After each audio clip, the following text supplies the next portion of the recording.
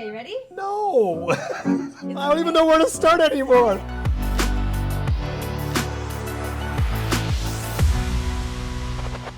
Welcome to Karmali Exchange. I'm Faisal Karmali and I'm here with Carmen Morin. She is the owner of Morin Music Studios. So Carmen, welcome. Thank you. And in 30 seconds or less, okay, tell me who you are, your title, and what's your business? All right, so thanks so much for being here. I'm Carmen Morin. I'm owner and executive director of Morin Music Studio. I am a classically trained pianist.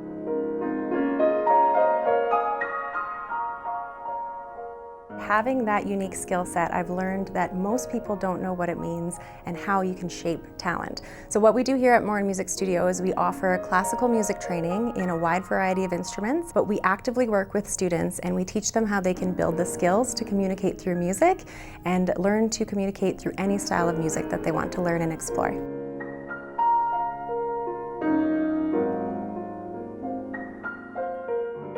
So this is a very interesting time. We've gone through almost 2 years of a pandemic. Yes. Everybody's shifting their business. Mm-hmm. Your business flourished during this time. It did. You're able to go online. You're able to get new types of students, not your typical child. You got adults. Lots of adults. Right? What is the biggest thing you've learned in this pandemic when it comes to your business? Oh, many things. So we actually launched our online programming back in 2018. So well before the pandemic. I just predicted that this would be something that would be the future of education and allowing people to learn in a way that suits their needs. So part of that was that we were able to build confidence and really be forward thinking before the pandemic came. So when lockdown eventually happened, we were in a position where we were not only able to really train our teachers, but offer support to the entire music community by sharing what we already knew and systems that already really worked. Beautiful. So that's on kind of a logistical side of things. And that confidence really allowed us to have just very high retention rates. We had very low attrition when the lockdowns happened.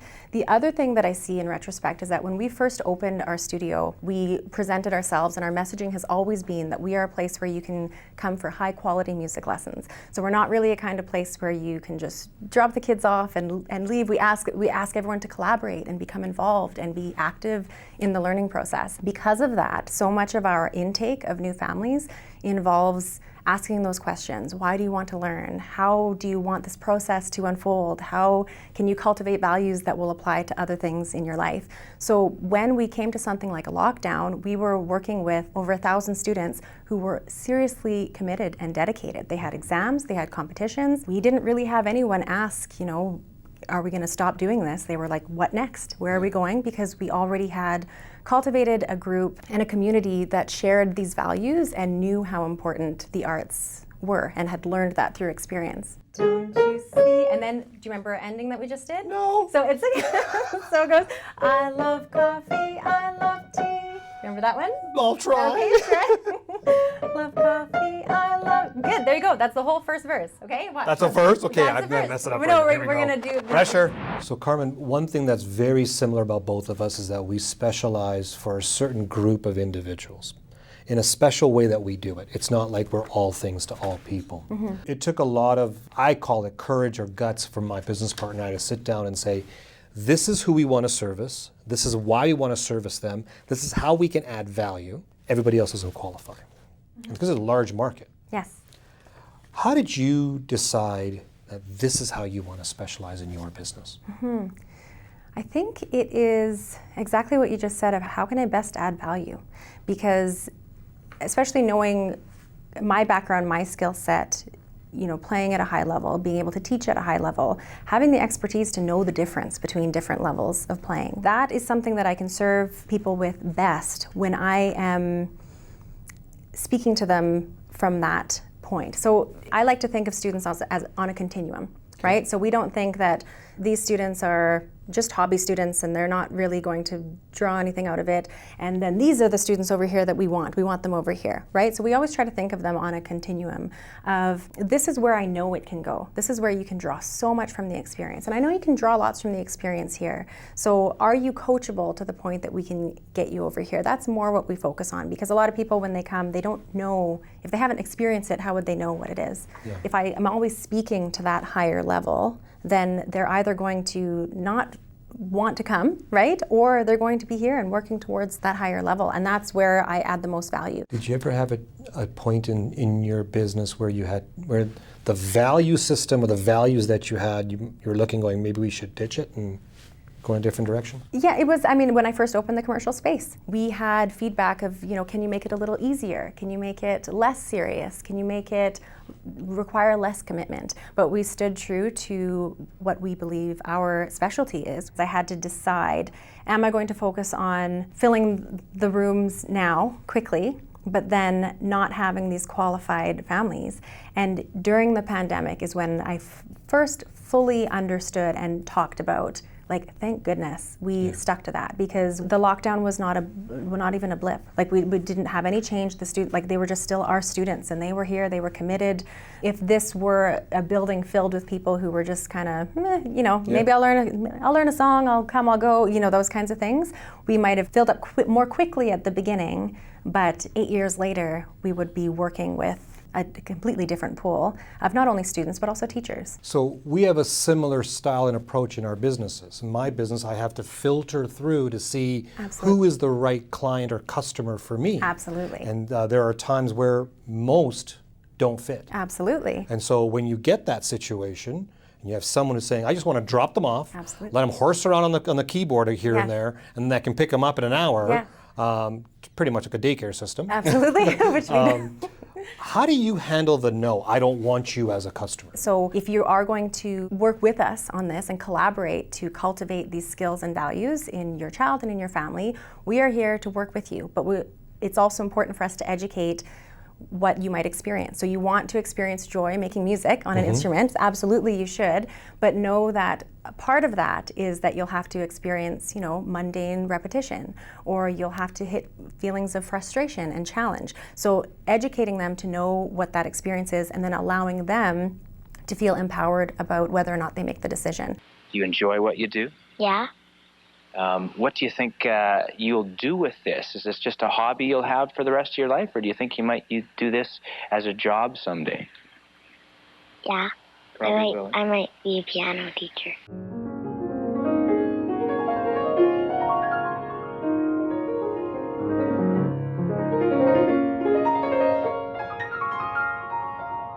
You started learning the piano at age 2? I did. Was that you or parent pressure? I won't say parent pressure, I'll say exactly what we just said, right? So I come from a musical family. My dad still teaches with us at the studio. He's been a mentor and has taught many of the teachers that are on faculty, actually. Fantastic. So it was absolutely, it's just something in our home, and learning to communicate through music, make music, enjoy music was the same as learning to read and write. But then it also became what we hope it is for all students, a medium to build skills and values that will transfer to all areas of life, right? So cleaning our room, how are you going to do that to the best of your ability? Taking a big project at school, how can you apply the same techniques that you use to break down a 16-page sonata and apply it to an essay in many ways, right? Work habits, patience, discipline. It became something that we just talked about a great deal, and I credit 100% to how I was able to build this business.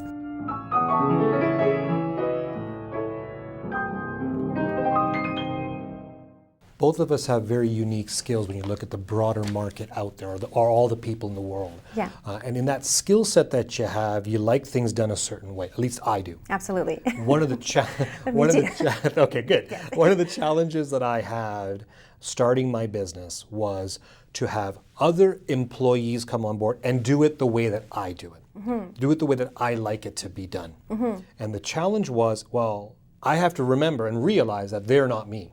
Yeah. They're not going to do it as I do. How do you get that vision of what you wanted to provide to the end student, but it's not done by you, it's done by one of your teachers? How do you actually get that process through? What I've really learned is to be able to hire based on principles and culture. So hire based on principles of, first of all, have you gone through this process of high quality training? Are you going to be able to coach, families?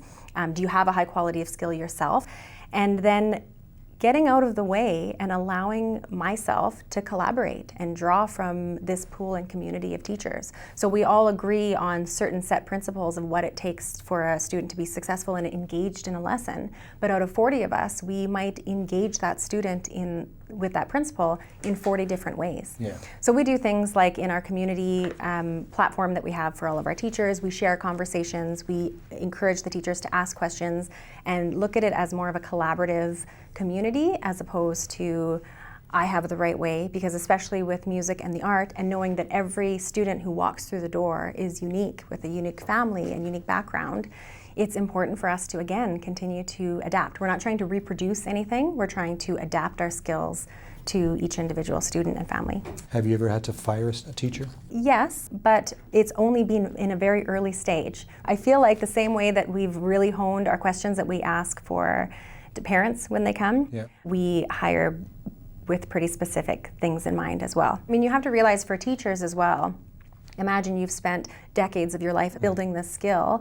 Working within a school where that's going to be supported, where we're not going to say you need to work with everybody who comes in the door. We're saying, no, we're going to help you to build a class. We're going to encourage that you're working with families that are committed to the learning process. That's what we all want. We want to be part of something like that.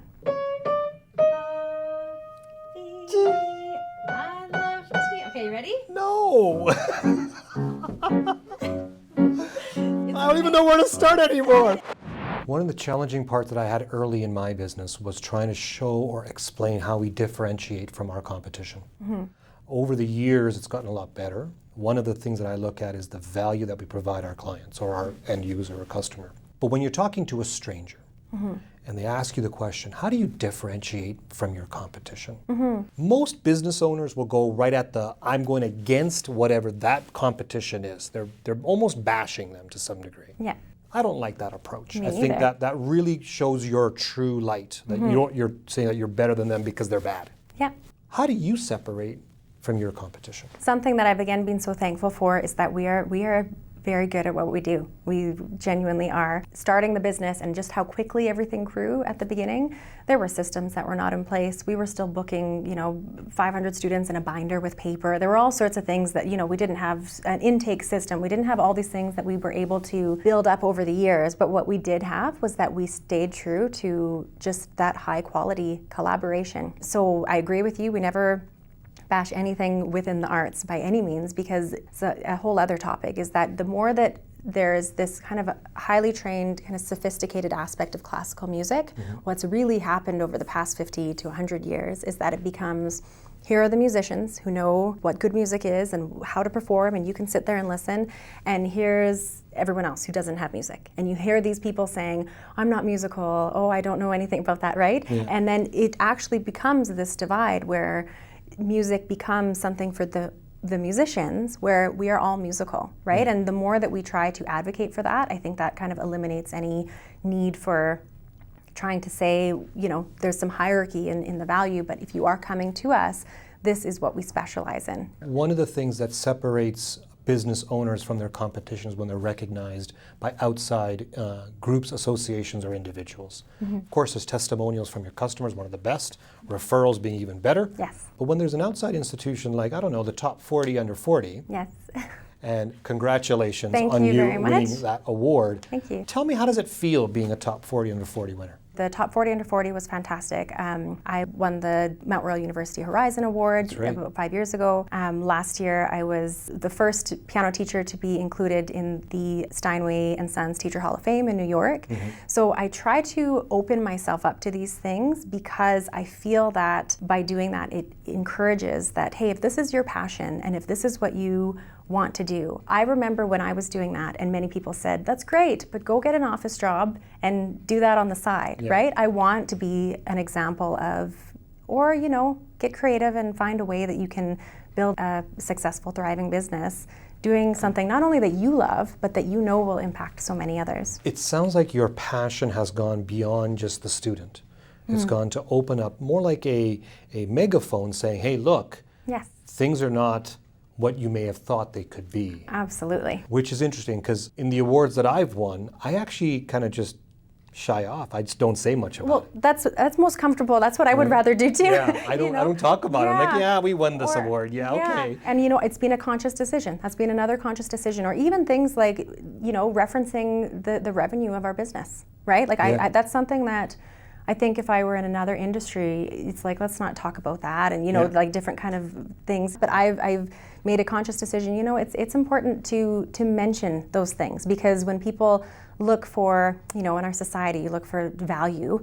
Of course we're talking about all the other things, but then you look for like, what's that tangible value? Okay, Yeah. but like, are you putting your kids through school? Are you, or have you sacrificed everything to pursue your passion? Yeah. And so I made a conscious decision of, I'm not going to shy away from talking about that, because for the amount of people that when we had so many students here and things were just going so well, still going like, do you have to have a day job to, make music at night and like all these different things? And it's like, no, this is not only a full-time career for me, but we've got 40 teachers who are thriving and are filled with to the brim with opportunity as well, right? Yeah. Like, so let's all get on board with that. I've learned so much from you on this piece about the Top 40 Under 40 award and the other awards that you've received, and how you use it as a podium to basically promote not just the industry, but hey, you can do this too. Absolutely.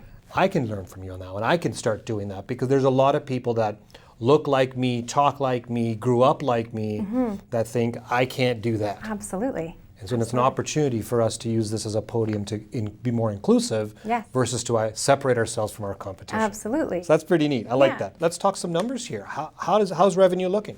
So, with the brick and mortar business, we've been past 7 figures for quite a while now. Yeah. And then with our online that we launched, that surpassed 7 figures as well, just in the past year. Help people understand what services like yours offer top line revenue to actual bottom line profit margin. Yes. What percentage? You don't have to give me dollars. Give me a percentage. Yeah, so for the online business and the brick and mortar are going to be quite different. So for the online business, it's actually depending on the spend of marketing. There were some months where we're between 50 to 70%. Yeah, like that was quite, that has been kind of a whole new world for me, right? But with the service industry, we're looking probably about 20%. I love that you know the numbers right off cold. Do you know how many business owners don't even know that? Wow. That's awesome. So 20% face-to-face, in class, up to 70% online. You can just see how by spreading your wings and looking at the same value, the same intent, how different those profit margins can be. They can actually, as a business owner, it makes sense. Why not do all these different things? In the business itself, give me an example of a mistake that you remember that still sticks in my head. You may have fixed it or not, it doesn't matter. The point is that it still resonates with you.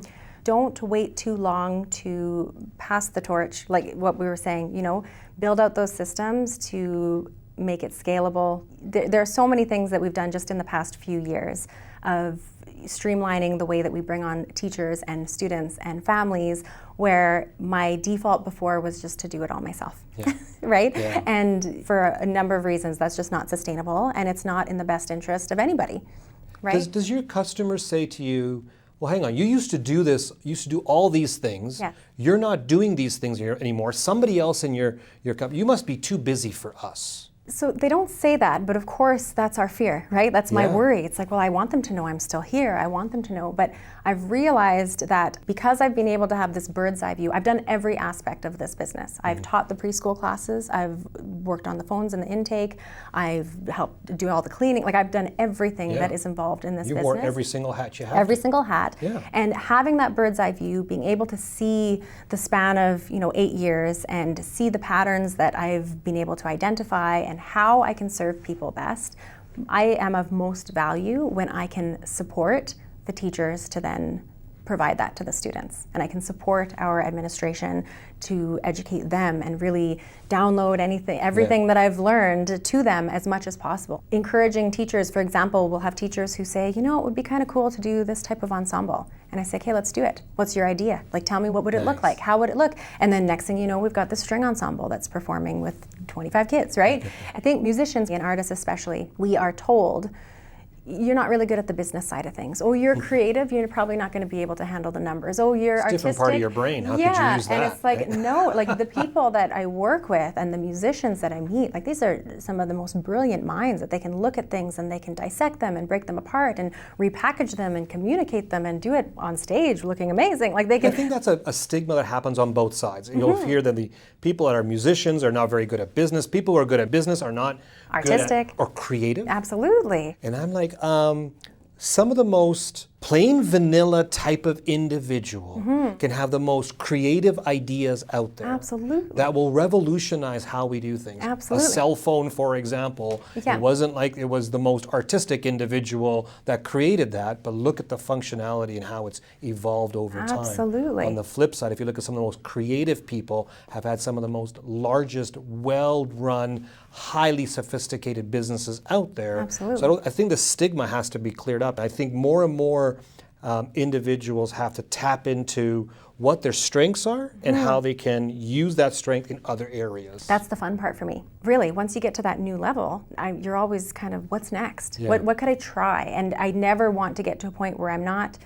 testing things out. And really, when we talk about practice, like people will talk about practice is just a lot of repetition. It's really not. Practicing is about testing things and challenging things. You put your skills under different pressure points and you test them and you see what they can withstand and you can see how you can strengthen them. And I just believe in taking that approach in life, right? So it's like, here, we've got this business, let's expand to another side. We've got this business, let's expand globally. We've got that streamlined, let's start guiding other teachers. Let's do, all these things that are on the plan for what's next. So when you're practicing, it's actually testing, like you said, but it's also building another skill set, which is trusting yourself. Absolutely. Do you think that with this whole change that's gone on, how you've leapfrogged in your business, you've had to learn how to trust yourself on the processes? That's a great question, and it's great to talk to other entrepreneurs about this because it's like when you're leading, and I think this past year especially when I launched the online programs, in a way, because our business has always been service-based business, this was the first time that I really prepared and produced something scalable, right? And this was just like, whoa, it got so big so fast. And I could feel myself just kind of recoiling, right? Like maybe this is a little too much. Maybe this is, let's just back up, let's slow down. Maybe, this can't be for me, right? Yeah. Now I should take a business partner. Like all these different things where it's like, if I were gonna have a business partner, I should have done it 5 years ago. Like I've already done all this, right? And it's interesting how we all still have those inner things that we have to push through. Sometimes I have to look through the rearview mirror to see where I've gone. Yes. And say, okay, I've done this. Yes. Let's do it again, or let's do it better, or let's do more, or whatever it may be. So it's that rearview mirror. Absolutely. I've always been training myself to not look in the backside. That's on the negative side, but sometimes looking back to see the positive really helps. Absolutely. Draw from those experiences that you were able to trust yourself and you made the right decisions or whatever the best decision was at the time. Yeah. And just keep testing. And if it doesn't go one way, it'll take you to something else. Oh, this one? This one? Yeah. Good. Okay, we can do 2 sections. There's 3, so we can put those together now. What? I don't tell my team this before they reach out to people like yourself for this kind of an interview, but I usually Google search the individual. Yeah. And I Google search the business. And I also go down on page 13, 14, 15 of Google. I don't think I've done because there's many of the stuff that gets buried in the back. Okay. And there was a not so positive review about this business. Okay. And so I looked at the individual who placed that review. Don't worry, this is a good story. Okay. Like, I don't know. When I looked up the individual, it was a competitor. Really? Yeah. So that got my attention. I didn't know about that, yeah. That got my attention. Like, if a competitor is trying to put you down on Google, I definitely want to talk to you. Yeah. You see where I'm going with this? Absolutely. So that's happening on page 13, 14 of Google, which and most people didn't even know about it. Yeah, most people won't even see it. So I'm not worried about it. Okay. When it comes to the negative viewpoints of you from your competitors, how do you handle that? That one you didn't know about. Yeah. But I'm sure you hear stuff on the street about your business. How do you handle that? I have always, for example, when we moved in here, there was talk of another facility speaking very negatively about us, right? And first of all, I know what we're good at. I know what we can do, right? I know that we are quality. So that's something that you can lean on. And then to always take the high road and just keep on going, right? Keep on going. I remember when I was a finalist for the Chamber of Commerce Awards, actually, the president of the Commerce at the time received an email, and it was, I had marketed too aggressively, that I was, I've heard that from other people in the industry. I'm marketing too aggressively. I'm doing too much. Oh my God! You're marketing your business. Well, and it's like, yes, I am. How dare you do that? I am. Yeah, and it's like the audacity to build something with longevity and that's healthy. It's like, well, that's supposed to be a challenge and a struggle. Artists are supposed to struggle. Are you selling out? Or like whatever that mentality is. And I don't focus on it. I just have to keep focusing on the good and where we're going forward. I don't spend the energy or time. It's hard for me. It's when I get negative comments, social media, on search engines, on the street, of anything that my business partner, myself, or our staff do, it bothers me. Like I'm like, why do we have that message out there? And then I have to remember exactly what you said is, we know what we're good at. Yeah. And we're not going to be all things to all people. No. We're going to be all things to some people. Yeah. And we're going to be a damn good business based on that. I go through this, I call it an emotional cycle, where I go, oh shit, to, okay, here we are, I'm good now. Does that happen to you? You only have haters if you're doing well, right? Like people are only talking about you if they know what you're doing. So if you know that you're genuinely, which we do, we're doing our best work, we're moving through with integrity. We are not just going to stop and relax because it will make people more comfortable or make me more likable. I've kind of let go of that. I'm here to, it's not a popularity create contest. Something. Yeah, like I'm here to create something, and I really, if you are creating anything, you've got to be rubbing someone in the wrong way, because you're either challenging something that they thought that they couldn't do, and coming face to face with the fact that you're doing it is triggering, or they're living in a place of scarcity and they don't think that if you do well, then they can't do well. Like all these different things where, frankly, we've all had to work through that. Absolutely. So we've done the work, and by me getting into some kind of back and forth of negativity will not have the outcome what all people would benefit from is, you can do this too, right? You can succeed at this too. Yeah, world of abundance. Every time that I do anything that promotes our school and the value of arts and music, that is also serving the rest of the arts community. When you see people that are saying, wow, she pursued music and is doing well, isn't that going to make more people at least open to the idea that if they genuinely love music and the arts, maybe they could pursue it too? And won't that support their teachers and support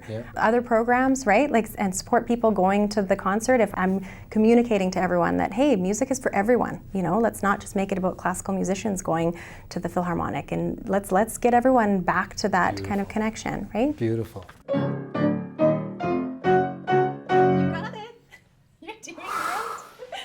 Do one more? No! I don't think I have time. Thank you for cutting it off. Oh, thank God. Woo, stress.